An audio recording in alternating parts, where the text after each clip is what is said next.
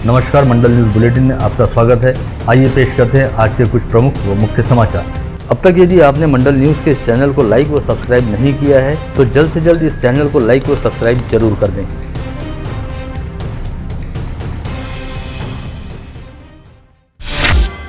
सांसद नवनीत राणा द्वारा एक बार फिर राज्य सरकार के खिलाफ बेहद मुखर होते हुए कहा गया कि वे राज्य की पहली ऐसी महिला सांसद हैं जिन्हें राजद्रोह की धारा के तहत नामजद करने के साथ ही गिरफ्तार किया गया और 12 दिनों तक जेल में भी रखा गया। लेकिन सरकार द्वारा उठाए गए इस कदम के बावजूद वे घबराने वाली नहीं है और राज्य की महाविकास आघाड़ी सरकार के खिलाफ अपनी आवाज लगातार बुलंद करती रहेंगी। उल्लेखनीय है कि इस समय महाराष्ट्र में शिवसेना द्वारा शिव संपर्क अभियान चलाया जा रहा है, जिसका आगामी 14 मई को मुंबई में समापन होगा। इस समय सीएम उद्धव ठाकरे मुंबई में एक जनसभा को संबोधित करेंगे। इस बात का उल्लेख करते हुए सांसद नवनीत राणा ने आज नई दिल्ली में रहते समय कहा कि आगामी 14 मई को तो वे दिल्ली में ही रहेंगी। ऐसे में सीएम उद्धव ठाकरे की मुंबई में होने वाली सभा से पहले वे दिल्ली के ही कनॉट प्लेस परिसर स्थित संकट मोचन हनुमान मंदिर में जाकर आरती करेंगी और हनुमान चालीसा का पाठ जरूर करेंगी। वहीं दूसरी ओर विधायक रवि राणा ने कहा कि जब से उद्धव ठाकरे महाराष्ट्र के मुख्यमंत्री बने हैं तब से राज्य की दुर्दशा हो गई है और राज्य की भलाई के लिए मंगल कामना करने हेतु हनुमान चालीसा का पाठ करने की घोषणा पर ठाकरे सरकार द्वारा उनके खिलाफ ब्रिटिशकालीन काले कानून की राजद्रोह जैसी धारा का प्रयोग किया गया, जिसका सीधा मतलब है कि महाराष्ट्र सरकार अपने खिलाफ उठने वाली आवाजों को बलपूर्वक दबाना चाहती है और अंग्रेजों की तरह दमनकारी नीतियों पर काम कर रही है। इधर राणा दंपति द्वारा एक बार फिर सीएम उद्धव ठाकरे के खिलाफ हनुमान चालीसा का पाठ किए जाने की घोषणा करने की जानकारी मिलने पर शिवसेना की अमरावती महानगर शाखा द्वारा पलटवार करते हुए कहा गया कि राणा दंपति को सद्बुद्धि मिलने हेतु आगामी 14 मई को सुबह 9 बजे अमरावती के पांड्री स्थित जागृत हनुमान मंदिर में हनुमान चालीसा का पाठ व महाआरती का आयोजन किया जाएगा।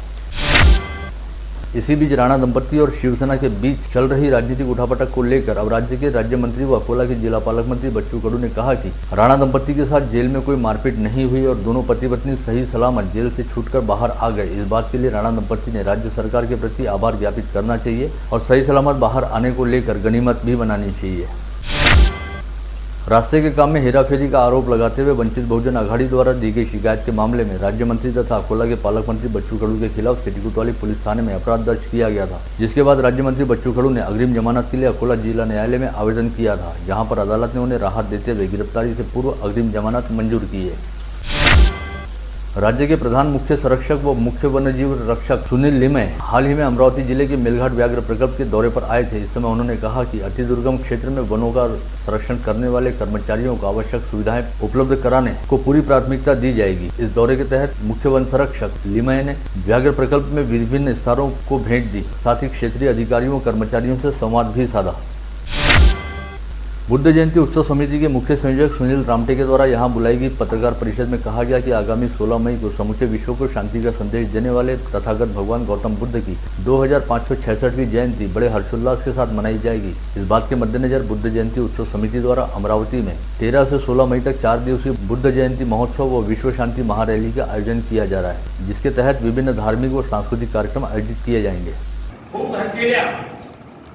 जे कार्यक्रम आपण आयोजित केले आहे आपल्या सर्वांच्या सहकार्याने दरवर्षी आम्हाला आपलं सर्व सहकार्य लागते, म्हणून आपण 16 मेला तथागत बुद्धाची जयंती साजरी करतो आहे। महोत्सव आहे आपला 12 तारखेपासून 12, 13, 14, 15 आणि 16 तारखेला महोत्सव आपला दिल्लीमध्ये होत आहे।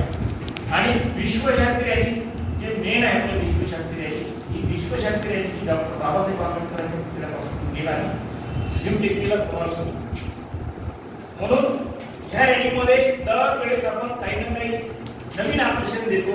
तर ह्या वर्षी खास आकर्षण आपलं आहे की जे ह्या देशात जगात जे धर्म आहेत, ज्यात बुद्ध, मुस्लिम, ईसाई, ख्रिश्चन, पंजाबी, हिंदी असे अनेक धर्म आहेत, त्या अनेक धर्माचे धर्मगुरू आणि ते बांधव ह्या रॅलीमध्ये सहभागी होत आहेत। आणि दुसरं असं आहे की रॅलीमध्ये सर्व थोर पुरुष, ज्यात जवळ 22 ते 23 थोर पुरुष आहेत, ज्यांनी जगाला शांतीचा आणि सर्वांना समानतेचा मार्ग दिलेला आहे, असे त्या थोर पुरुषांचे देखावे रॅलीमध्ये राहणार आहेत। जवळपास 25 ते 30 असे देखावे ट्रक राहणार आहेत रॅलीमध्ये।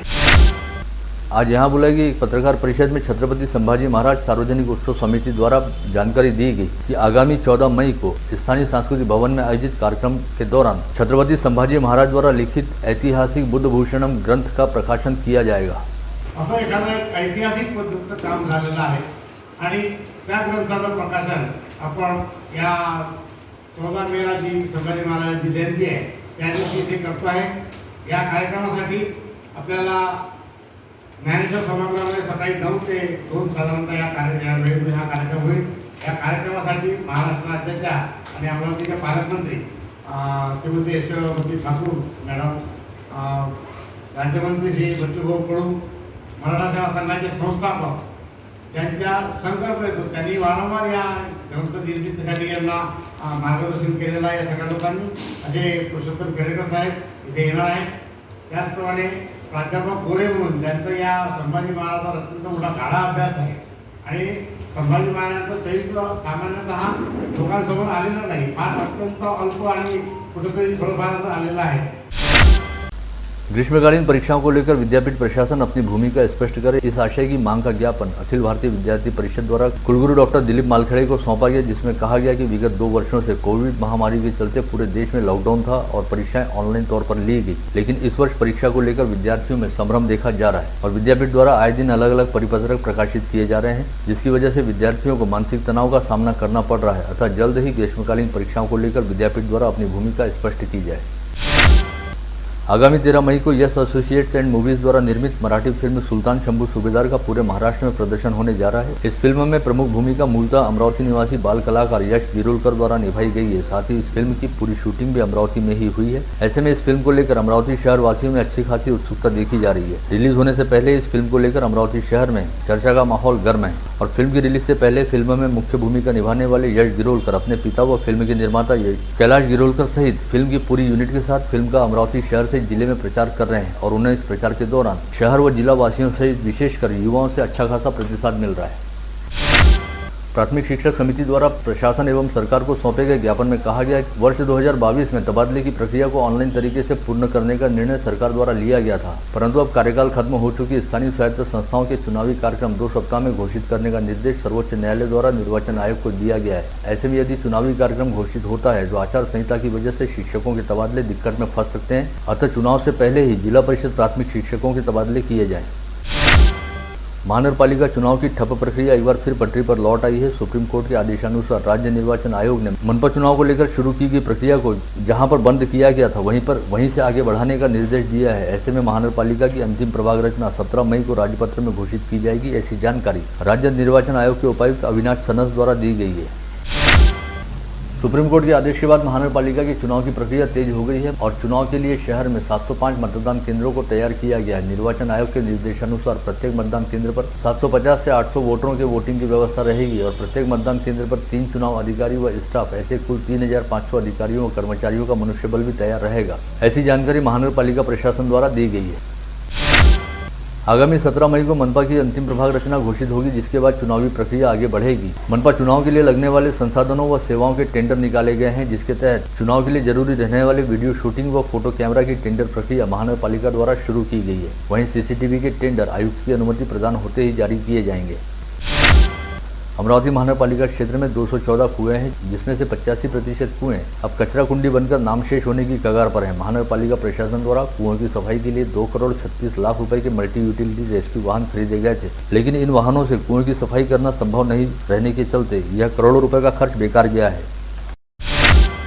राज्य में सभी दुकानों व प्रतिष्ठानों के फलक यानी बोर्ड मराठी भाषा में रखने का निर्णय राज्य सरकार द्वारा लिया गया। ऐसे में अमरावती महानगरपालिका क्षेत्र में कितनी दुकानों के फलक मराठी में हैं, इसका ब्यौरा तुरंत देने के निर्देश नगर विकास मंत्रालय द्वारा महानगरपालिका को दिए गए हैं। इससे पहले भी नगर विकास विभाग द्वारा यह जानकारी मांगी गई थी, लेकिन मनपा द्वारा अब तक संबंधित जानकारी नहीं भेजी गई। गुरुकुंज मोजरी स्थित श्री गुरुदेव सेवा मंडल का ध्यान व प्रार्थना न्यायालय के आदेश के अनुसार भोंगे पर बंद किया गया, लेकिन मंदिर सबके लिए खुला है हमारा, लेकिन सभी जाति व धर्म के लिए खुले रहने वाले इस प्रार्थना मंदिर में ध्यान व प्रार्थना लाउडस्पीकर पर ही करने की अनुमति दी जाए। इस आशय की मांग को लेकर मुस्लिम समुदाय की ओर से प्रशासन को ज्ञापन सौंपा गया है। जिला परिषद में कल मंगलवार से तबादले की प्रक्रिया शुरू की गई और पहले ही दिन निर्माण कार्य, सामान्य प्रशासन, पशु संवर्धन व ग्रामीण जलापूर्ति विभाग के 21 कर्मचारियों के तबादले किए गए। इसमें से 7 कर्मचारियों को मैदानी क्षेत्र में व 8 कर्मचारियों को मेलघाट भेजा गया। इस तबादला प्रक्रिया के तहत सामान्य प्रशासन विभाग के सर्वाधिक 67 कर्मचारियों के तबादले किए गए। अमरावती शहर पुलिस आयुक्तालय अंतर्गत वलगांव पुलिस थाने में बतौर सहायक पुलिस उपनिरीक्षक पदस्थ रहने वाले विजय अडोकर नामक पुलिसकर्मी ने आज स्थानीय वडाली मार्ग से डेंटल कॉलेज की ओर जाने वाले रास्ते पर सड़क किनारे सागौन के पेड़ पर अपने दुपट्टे से फांसी का फंदा लगाकर आत्महत्या कर ली। वडाली परिसर के गगलानी नगर में रहने वाले एएसआई विजय अडोकर ने विगत वर्ष करीब 238 दिनों की सीक लीव ली थी और जारी वर्ष के दौरान 4 जनवरी से वे दोबारा स्वास्थ्य संबंधी कारणों को आगे करते हुए छुट्टी पर चले गए थे। वहीं आज सुबह अकस्मात ही उन्होंने गगलानी नगर के पास ही स्थित सागौन वन में लगे सागौन वृक्ष से अपने दुपट्टे के जरिए फांसी का फंदा लगाते हुए आत्महत्या कर ली।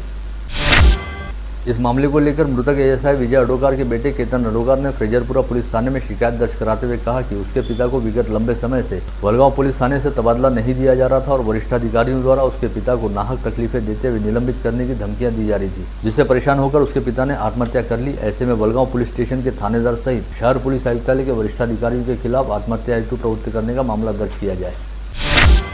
चांदुरेलो तहसील के मालखेड़ स्थित प्राथमिक स्वास्थ्य उपकेंद्र में एक स्वास्थ्य सेवक ने फांसी लगाकर आत्महत्या कर ली। मृतक की शिनाख्त उमेश बिगाड़े के तौर पर हुई है। घटनास्थल से एक सुसाइड नोट बरामद हुआ है। पुलिस मामले की जांच कर रही है। कुर्रा पुलिस थाना क्षेत्र अंतर्गत कुर्रा से कौंडन्यपुर रोड पर स्थित वंडली फाटे के पास मोटरसाइकिल चालक को मैक्स पिकअप वाहन चालक ने जोरदार टक्कर मारी। इस हादसे में मोटरसाइकिल चालक गंभीर रूप से घायल हुआ और उसकी मौके पर ही मौत हो गई। मृतक की शिनाख्त होना बाकी है। पुलिस मामले की जाँच कर रही है। मुशफिक शहजाद नामक व्यक्ति ने अपने एक दोस्त के साथ मिलकर अपने परिचित मोहन आमटे नामक व्यक्ति के दस्तावेज हासिल किए और ऑनलाइन तरीके से आमटे के नाम पर 15,000 रुपये का लोन निकालते हुए धोखाधड़ी की। इसकी शिकायत मिलने पर कोतवाली पुलिस थाने ने मामला दर्ज किया है और जांच शुरू की है। नागपुरी गेट पुलिस थाना क्षेत्र के लालखड़ी परिसर स्थित गोदाम में गौवंश को कटाई के लिए रखा गया था, जिसकी सूचना मिलने पर नागपुरी गेट पुलिस ने गोदाम पर छापा मारा और गोदाम में खड़े 2 वाहनों से 15 गौवंशों को आजाद करते हुए उन्हें जीवन दान किया। डॉक्टर प्रियंका हत्याकांड के मामले में गिरफ्तार किए गए डॉक्टर पंकज दीवान से पुलिस द्वारा कड़ी पूछताछ की जा रही है और तहकीकात के एक भाग के तौर पर डॉक्टर दीवान के एमआईडीसी परिसर स्थित फ्लैट की भी बारीकी से जांच की गई।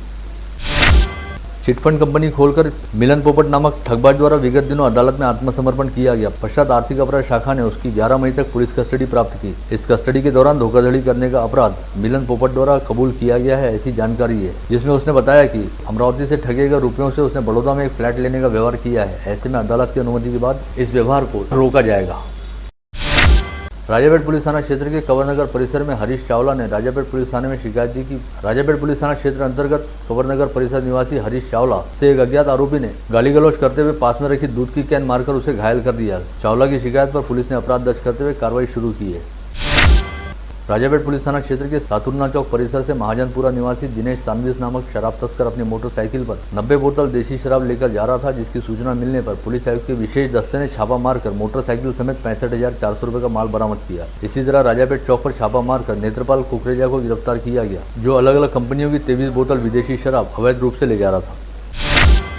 फ्रेजरपुरा पुलिस थाना क्षेत्र के नया बाईपास रोड पर क्लासिक बार के सामने पुलिस व राजस्व विभाग ने छापा मारा, जहां पर अविनाश मेश्राम नामक व्यक्ति 10 चक्का ट्रक में बिना रॉयल्टी करीब 5.25 ब्रास रेती अवैध तरीके से ले जा रहा था। इसी तरह शेख अकील नामक एक व्यक्ति भी 16 चक्का ट्रक में 8.84 ब्रास रेती बगैर रॉयल्टी के ले जाते हुए पकड़ा गया।